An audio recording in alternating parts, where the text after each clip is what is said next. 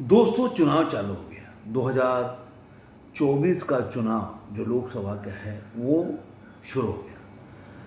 19 अप्रैल का फर्स्ट चरण का वोटिंग भी हो गया और अब 26 अप्रैल को दूसरे चरण की वोटिंग होगी। लेकिन इन दरमियान में जो पहले चरण के चुनाव में काफ़ी देखा गया कि आपको पता चला होगा कि देखिए कितना उसमें वोट शेयर जो है कम था, लेकिन अचानक से इसमें बूस्ट आया जब नरेंद्र मोदी जो हैं प्रधानमंत्री, उन्होंने कांग्रेस के मैनिफेस्टो के कुछ तथ्यों को लेकर और जनता के सामने रखा कि जैसे कि कांग्रेस सर्वे करना चाहती है कि किस जो व्यक्ति के पास जो कितना पैसे हैं, और सर्वे करने के बाद सारे के पैसे जो है एक्वायर्ड कर देगी। एक्वायर्ड करने के बाद वो सबको वितरण कर देगी।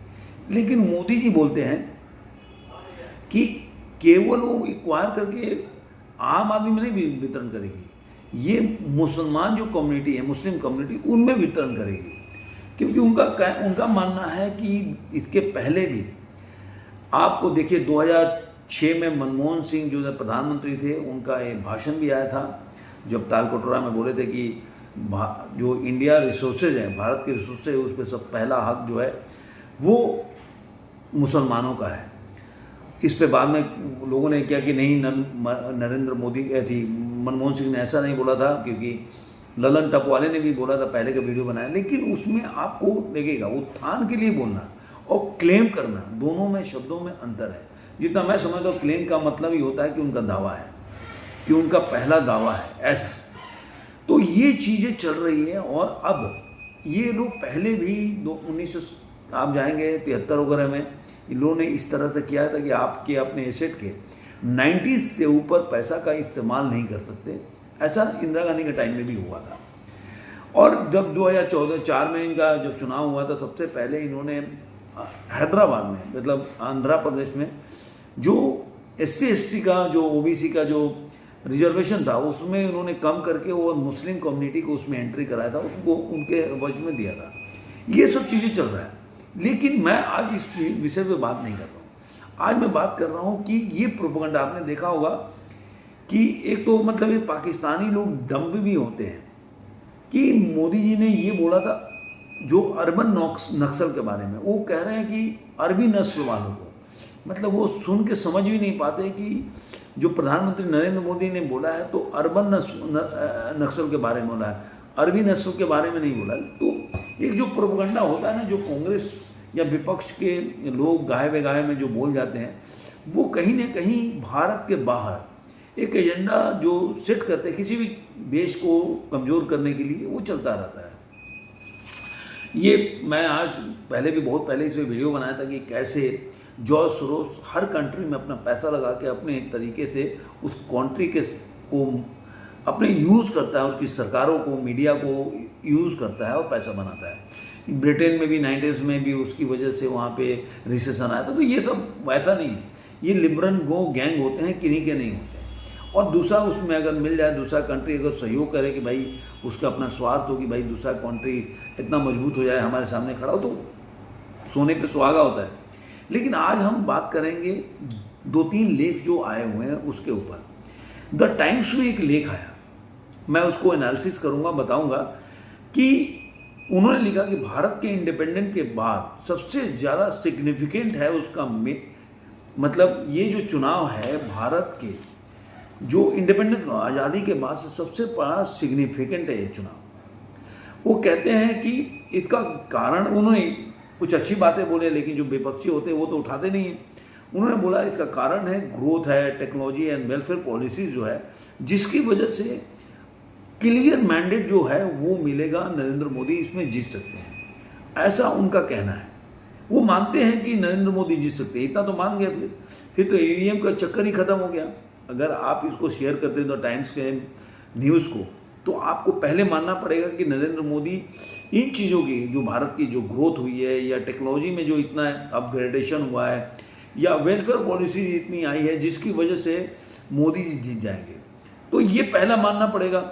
उनके बाद उस मानते हैं कि मोदी जो हैं और मतलब एक स्ट्रॉन्ग हो जाएंगे, मतलब तीसरी बार चुनाव जीतने के बाद, जो कि खतरा है। मतलब उन्होंने बताया कि वर्ल्ड के लिए थ्रेट भी है, ऐसा नहीं होना चाहिए कि एक आदमी के पास इतनी पावर है। तो ये मानते हैं कि एक तो कि नरेंद्र मोदी जो है स्ट्रॉन्ग लीडर है, दूसरा ये मानते हैं कि इन पॉलिसी की वजह से जीत रहे हैं वो, तो इसमें ईवीएम का चक्कर ऐसे ही कर रहा है। लेकिन वो आगे क्या बोलते हैं कि नरेंद्र मोदी जो है अपने जो संस्कृति है, जो भारत की जुड़ी हुई जो अपनी संस्कृति है, या उनका अपना हिंदुत्व की जो आइडियोलॉजी है, उसको वो बहुत ज़्यादा लेके मतलब दर्शकों में जाते हैं, वोटर्स में जाते हैं, वहाँ के लोगों को जो जनमानस है उसको बताते हैं, मैनिपुलेट करने का प्रयास करते हैं, ये उनका कहना है।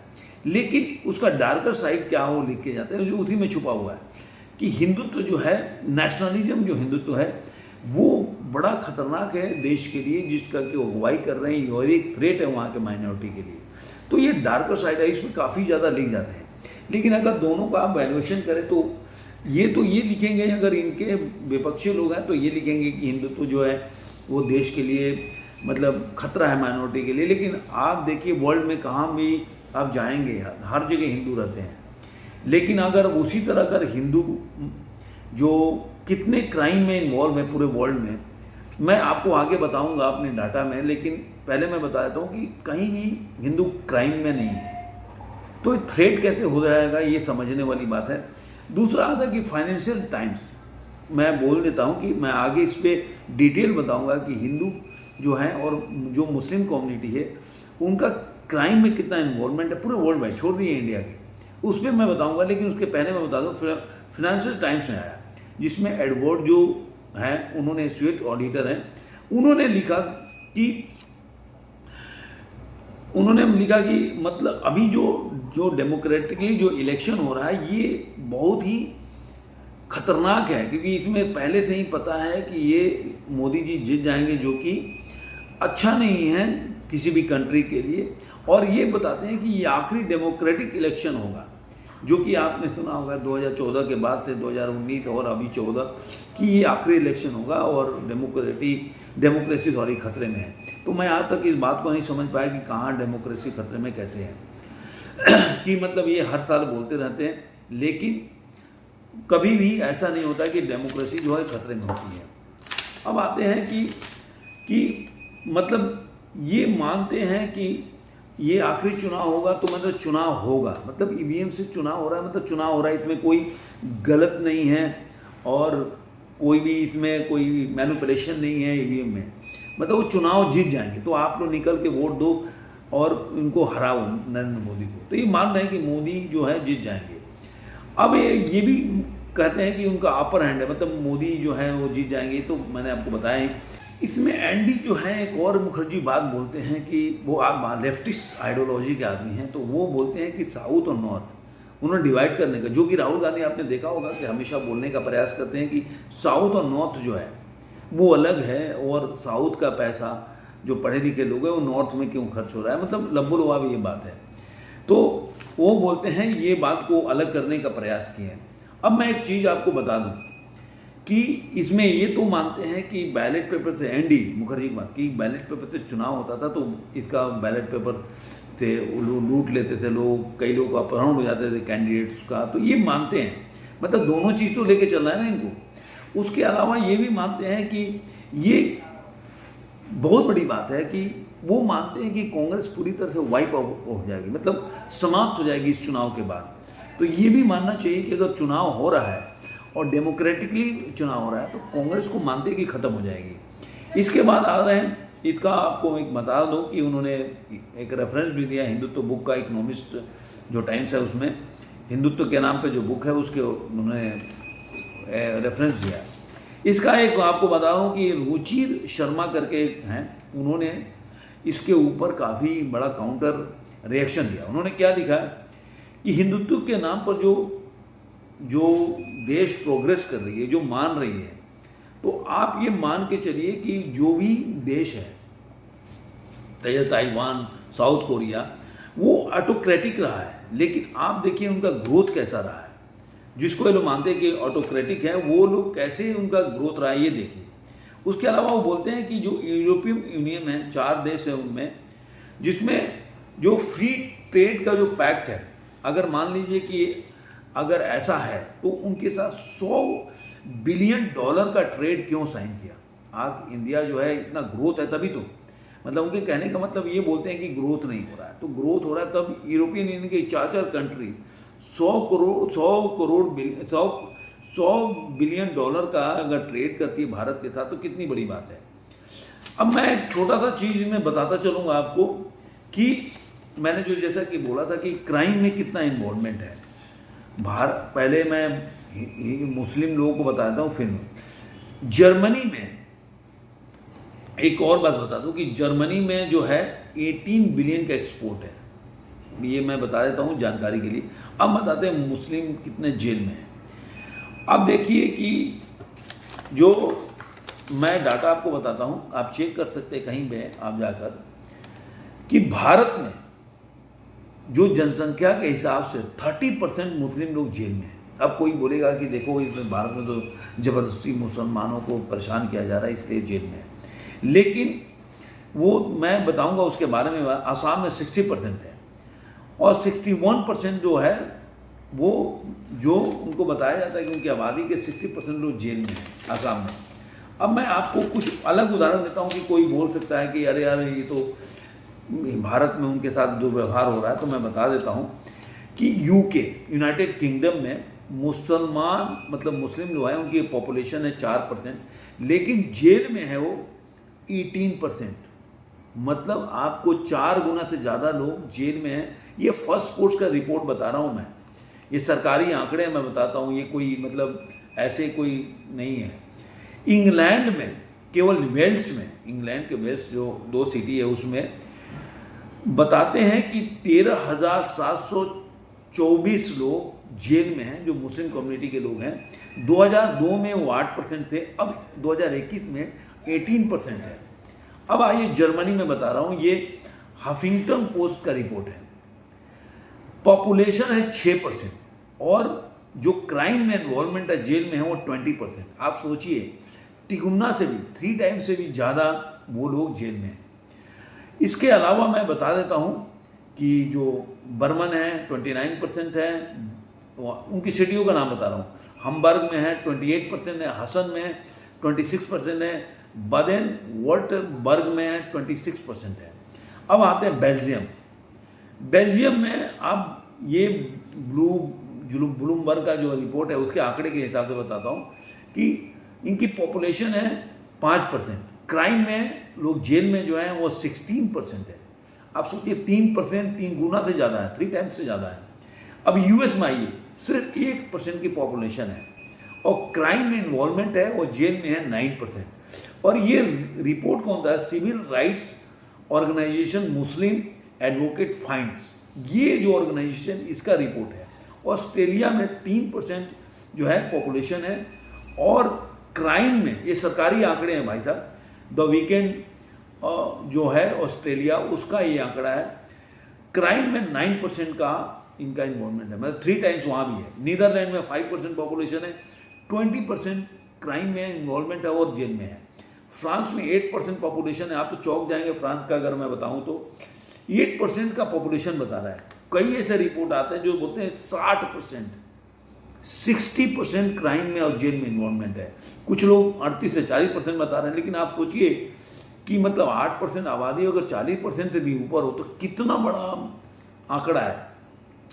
ये इस कम्युनिटी को सोचना पड़ेगा कि क्या करना चाहिए, क्योंकि ये आंकड़े मैं कोई नहीं बता रहा हूँ, मैंने आपको पूरा भी बताया, आप सर्च करके देख सकते हैं।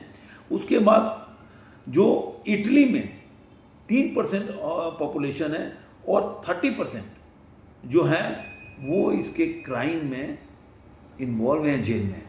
मैं क्यों ये आपको सारे डेटा जो दिया मैंने आपको, इसलिए मैंने दिया कि आप इसे समझ जाएं कि कोई भारत में नहीं हो रहा है ऐसा, क्योंकि कहीं ना कहीं कम्युनिटी को सोचना पड़ेगा कि हमारे पूरे वर्ल्ड में पॉपुलेशन के अगेंस्ट में कितने लोग जेल में हैं या क्राइम में इन्वॉल्व हैं, हमको ही ठीक करना पड़ेगा। केवल दूसरे पे ब्लेम कर रहे हैं, उंगली उठाने से कुछ नहीं, पूरा वर्ल्ड गलत नहीं हो सकता है।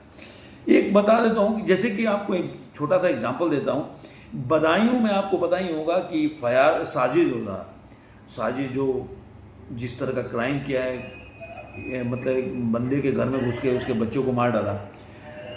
बताया 30 से 40 हजार लोग उसके जो बोलते हैं कि अंतिम यात्रा में शामिल हुए। तो आप सोचिए कि आखिर ऐसे व्यक्ति, अगर आपके पड़ोस में कोई ऐसा घटना, दुर्दांत अपराधी हो या कोई दुष्कर्म किया हुआ व्यक्ति हो, आप उसके घर में जाना चाहेंगे क्या? फिर ऐसे लोग कैसे उसके जनाजे में शामिल हो जाते हैं, ये बड़ी बात है। ये आपकी सोच को बताता है कि कहीं ना कहीं आपको जागने की जरूरत है और कहीं ना कहीं चेंज होने की जरूरत है। अब मैं बताता हूं कि हिंदुत्व के होने से या हिंदू से कोई खतरा क्यों नहीं हो सकता। उसका वजह ये है कि आप यूएस में जाइए, 1% अगर आबादी है तो उससे 6 टाइम ज़्यादा उनका जीडीपी में उनका इन्वॉल्वमेंट है या उनका शेयर है। ऐसे ही आप यूके में भी चले जाइए तो जितना उनका आबादी है उससे ज़्यादा उनका जो जीडीपी में उनका शेयर है, कहीं 5 टाइम्स है। कनाडा में जाकर देखिए।